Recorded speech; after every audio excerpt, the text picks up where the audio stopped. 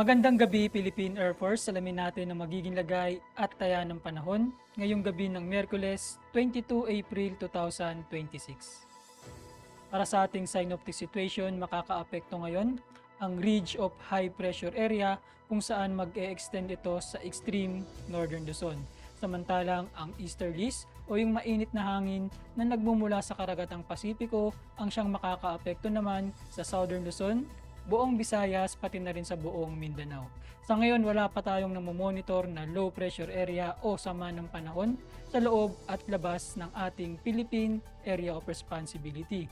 Dahil dito, asahan pa rin bukas sa buong Luzon kasama na ang Metro Manila, buong Visayas, pati na sa buong Mindanao ang mainit na panahon, bahagyang maulap hanggang sa maulap na kalangitan na may mga tsansa pa rin yan ng pulupulong pag-ulan, pagkidlat o pagkulog lalo na sa dakong hapon o gabi.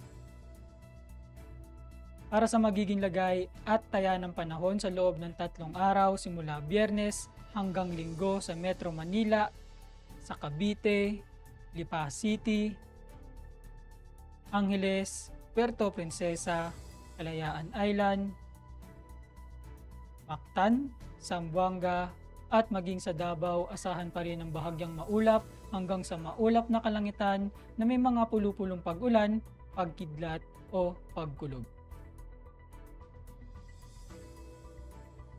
Lulubog ang araw mamayang 18:11 at sisikat bukas ng umaga ng 0538. Meron tayong 32% increasing moon illumination.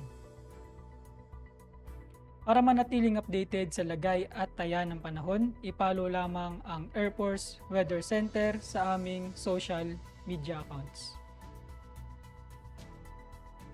Yun lamang po ang lagay ng panahon ngayong gabi sa ngalan ng aming commanding officer na si Colonel Alvin Jan Cugador, PAP GSC.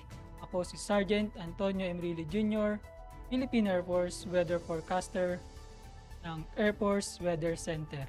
Muli, magandang gabi, Philippine Air Force.